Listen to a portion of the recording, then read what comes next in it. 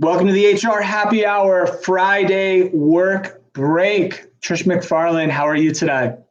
I'm good. How are you? Who do you have with you? This is Marco Polo. He's look at his ear perk up. Marco Polo. Hey, Marco. And it's the end of a very long day, and he is Sure is. nicely telling me that I am not giving him enough attention right now. So, hi, baby. All right. Marco making an appearance on the happy hour. I love it. It has been a super long day, super long week. I'm glad it's Friday. It's super late for the work break, Trish. I'm not going to lie to you. It's happy hour here. And I do want to shout out, I've shouted them out before on the work break. Cabarrus Brewing Company, Baller Beer for our Kannapolis Cannonballers who were unfortunately unable to play their inaugural season in their new stadium in Kannapolis, North Carolina, but we shout them out. And hopefully next April, there'll be baseball again or baseball for the first time for the Cannonballers. Great. Well, I hope to see them one day. I know you've talked about them a lot, and it's to have the season this year. Yeah, no, definitely. We'll have to have an H3 HR kind of team meeting or something. Hey, Trish, I had something for you. I have a little prop I wanted to show you. I was digging through the closet. I'm trying to dug deep into the archive for this T-shirt. And while I was looking for a different shirt to wear, because I'm sick of the same things I'm wearing all the time, I found an old project T-shirt. You've heard me talk many times about my time in the Middle East. I worked in Saudi Arabia a long, long time ago on a project. And there used to be making the project team T-shirt thing was definitely a thing back then. I'm not sure it's a thing any longer, but it was back then. Right. That's not really the reason I wanted to show this. The reason I wanted to talk about it was on the back of the shirt, there are all the project team members listed by name with their nicknames. And so here's the question I have for you, Trish. Is it okay to give workplace nicknames out? Do we do that? Have you ever done it? Is it okay? Because there's some on this shirt I'm not sure would fly in today's workplace anyway. Okay, my question is this: were they workplace names or just the person's nickname they already had? I don't know. I can read a couple of them. We had yours? Well, I'll read a couple. We had Joe, you guys, Alampi, because he used to say you guys all the time. We have Don, ready to go coy. I don't know what that means. Paul the Demon Demos. That probably was his normal nickname if his last name was Demos. My nickname, Trish, at the time was Steve Big Daddy Bose. I don't really know why, but that's what it was.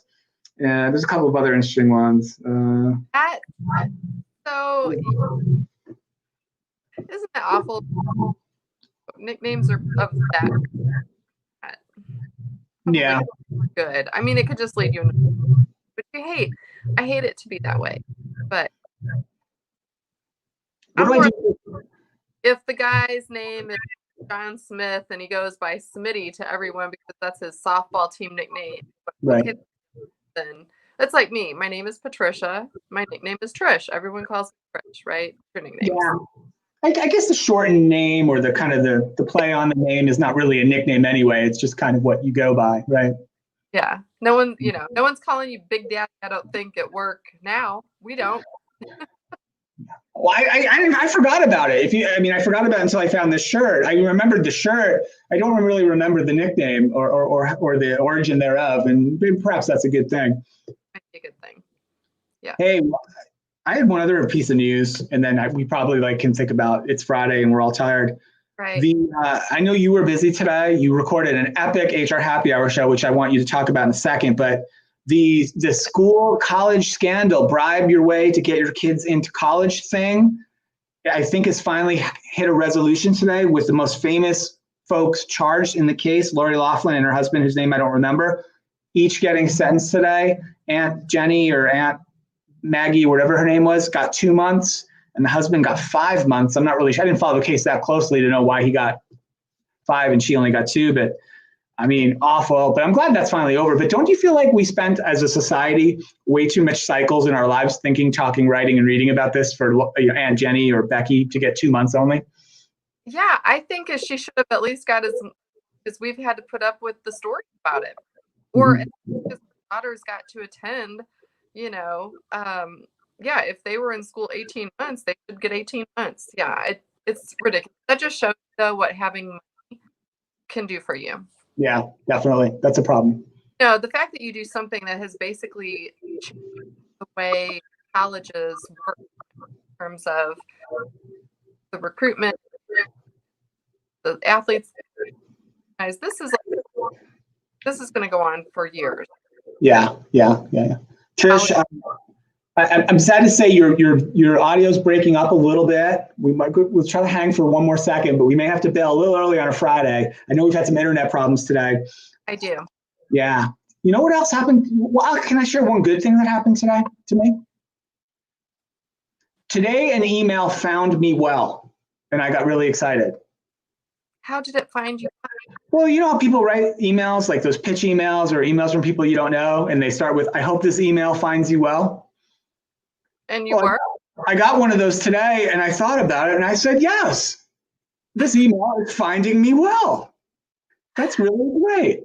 So that was the highlight of today. That's good. Well, good.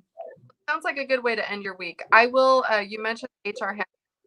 I recorded truly an epic episode with my friend, our friend of the show, Sarah Morgan.